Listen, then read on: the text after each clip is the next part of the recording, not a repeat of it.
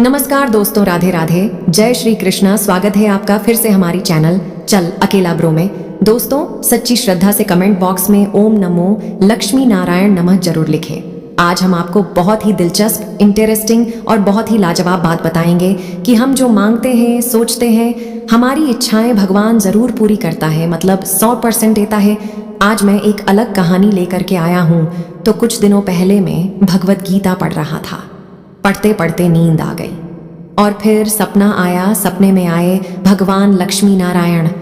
बहुत सुखद आश्चर्य था। सपने में तो सब कुछ सच ओरिजिनल ही लगता है। मैंने भगवान से पूछा, आप? भगवान ने मेरा हालचाल पूछा। फिर मैंने पूछा भगवान से, क्या मैं आपसे कुछ पूछ सकता हूँ? भगवान ने कहा, बिल्कुल। भगवान ने कहा, निसंकोच पूछ सकते हो। मैंने कहा, भगवान, मैंने सुना है कि मनुष्य का भाग्य जो है वह आप मनुष्य के पैदा होने से पहले लिखते हो। क्या ये सच है? भगवान ने कहा, ऑफ कोर्स से 100% सही है। सही है तो मेरा भगवान एक और प्रश्न था कि क्या मैं अपना भाग्य देख सकता हूँ? भगवान ने कहा, यह पॉसिबल नहीं है, सीक्रेट चीज होती है। फिर भी तुम मेरे भक्त हो तो मैं तुम्हें तुम्हारा भाग्य जरूर दिखाऊंगा। चलो मेरे साथ। तो भगवान मुझे ले गए, स्वर्ग में ले गए। एक बहुत विशाल कमरा था। इसमें चारों ओर करोड़ों फूल स्कैप पड़े हुए थे, किताबें पड़ी हुई थीं। मैंने देखा कितना विशाल कमरा है, इतनी किताबें भरी हुई हैं इसमें। मैंने कहा, भगवान, ये तो अति विशाल कमरा है। भगवान ने कहा, हाँ, 800 करोड़ डाट लोगों की बात है भाई। वही मेरे 800 करोड़ लोगों का हिसाब लिखा गया, जीवन का लेखा जोखा लिखा गया है, उनका नसीब लिखा गया है। मैंने कहा कि भगवान, मुझे और किसी में इंटरेस्ट नहीं है, मुझे सिर्फ मेरे मोहल्ले वाले जो लोग हैं उनका भविष्य जानना है। भगवान ने कहा, कोई बात नहीं। भगवान ने एक फुल स्केप दिया मुझे। पहला पन्ना पलटा। पहले पन्ने में जो नाम आया था वह था मिस्टर वर्मा। मेरे पड़ोसी पढ़कर थोड़ी मुस्कान आई मेरे चेहरे पे। मैं पढ़ना शुरू कर ही रहा था। मैंने देखा कि जो पेज था वह पूरा कोरा था, खाली था, ब्लैंक। मैंने सोचा, भाई वाह, मिस्टर वर्मा जी भी खाली खाली हैं, उनका दिमाग भी खाली है। तो मुझे जो पेज उनका मिला है, जो कागज है, वह भी खाली ही रहेगा, उनका नसीब भी कोरा ही रहेगा। फिर उसके बाद मैंने अपना पन्ना पलटा। बहुत आश्चर्य की बात थी, वो पन्ना भी पूरी तरह से खाली था, कुछ भी नहीं लिखा था। फिर मैंने दूसरा पन्ना पलटा। नाम अलग अलग है लेकिन हर पेज खाली था, किसी भी पन्ने पर कुछ नहीं लिखा। मैंने कहा, भगवान, आप मुझसे मजाक कर रहे हो, उल्लू बना रहे हो। हम मनुष्य लोग तो एक दूसरे को मूर्ख बनाते, आपने मुझे मूर्ख बनाया। भगवान ने कहा, क्या बात है? मैंने बोला, कहाँ नसीब लिखा है भगवान? ये तो सारे पेज खाली हैं, कुछ भी नहीं लिखा है। भगवान ने कहा कि लिखा है, मगर ऐसी स्याही से लिखा है जो उसे कोई पढ़ नहीं सकता।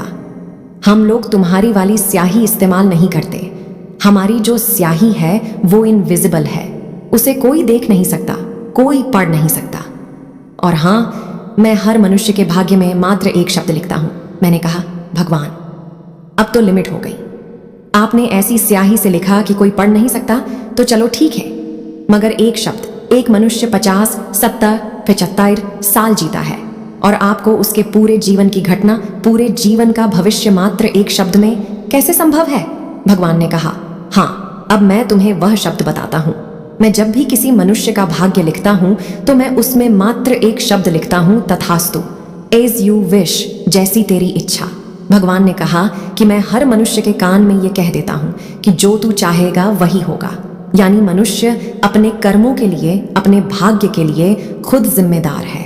यदि कोई सुखी है तो उसके लिए वो खुद जिम्मेदार है, यदि कोई दुखी है तो उसके लिए वो खुद जिम्मेदार है। मनुष्य जैसा सोचता है वैसा हो जाता है। मैंने कहा, क्या भगवान, अब कोई आदमी दुखी कैसे होना चाहेगा भला? कोई आदमी खुद दुखी होना कभी नहीं चाहेगा, फिर भी दुखी हो जाता है। ऐसा कैसे? भगवान ने कहा कि जो कर्म के, जो बीज है, जो सोच के बीज है, वो मनुष्य बोता है। मनुष्य अपनी सोच के बीज बो देता है। उसकी जो सोच है उसका कर्म बनता है, कर्म उसकी आदत बन जाता है और आदत उसका नसीब। मैंने कहा, तो दुखों को आदमी कैसे ढूंढता है? भगवान बोले, आदमी जो दुख के बीज बहुत पहले बोता है और जो फसल है वह बाद में काटता है। आपने जो 5 साल पहले सोचा है उसका फल आपको तुरंत मिले, ऐसा नहीं है। आपकी सोच का जो फल है वह आपको काफी दिनों बाद मिलता है। इसलिए मनुष्य सोच, कर्म और नसीब के बीच का जो कार्य कारण का संबंध है वो समझ नहीं पाता। मैंने कहा भगवान एक उदाहरण बताओ, तो भगवान ने कहा कि तुम्हारे पड़ोसी जो थे मिस्टर वर्मा, वो बीमार हुए थे, उन्हें पैरालाइज हो गया था।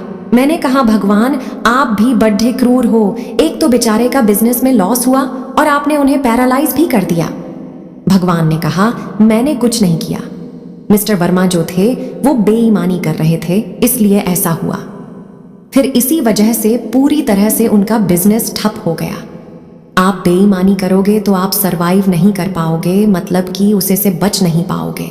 बिजनेस ठप हो गया तो उनके दिमाग में क्या आने लगा कि काश मैं ये जो कर्जदार जो मुझसे मांगने आते हैं उससे छुटकारा पा जाऊं, मुझे अपने ऑफिस में ना जाना पड़े, ऐसा कुछ हो जाए।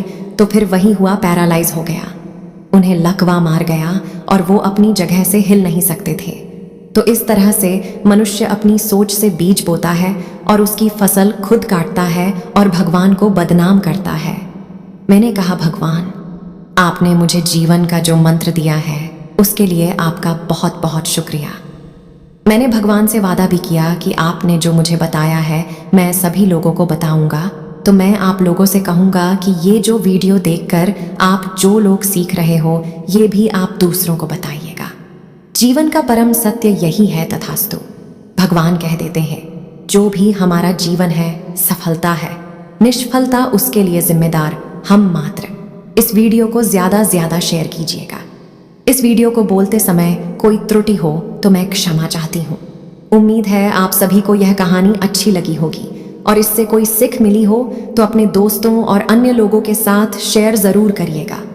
अगर आप नारायण के सच्चे भक्त हैं तो चैनल को सब्सक्राइब और वीडियो को लाइक करके कमेंट में ओम लक्ष्मी नारायण जरूर लिख दीजिए। नमस्कार।